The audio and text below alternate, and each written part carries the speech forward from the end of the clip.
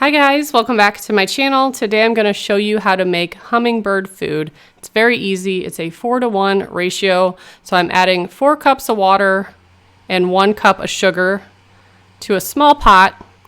And I'm going to bring that over to the stove and heat that up. I never let mine boil. I just heat it until the sugar dissolves. I don't think technically you're supposed to let it boil. There's different ways of doing it, but you can read about it online. I've been making my own hummingbird food for a couple summers now. And I just stir it, let it sit there, and I just keep checking on it. It should look something like this when it's done. It looks like there's sugar at the bottom, but they're just little air bubbles.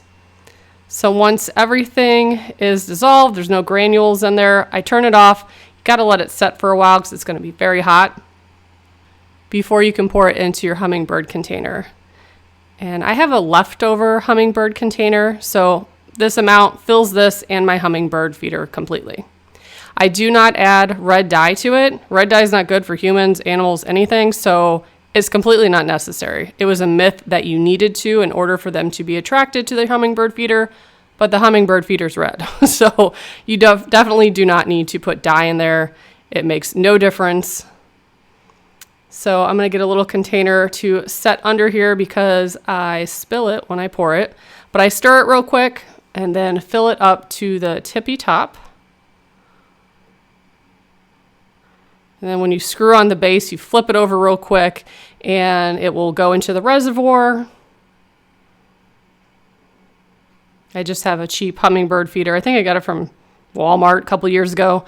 Now in between filling these, so when they drink it all, and then I go to refill it, I will run it under very hot water and take a towel and wipe it off real good because it does get sticky. It's sugar water.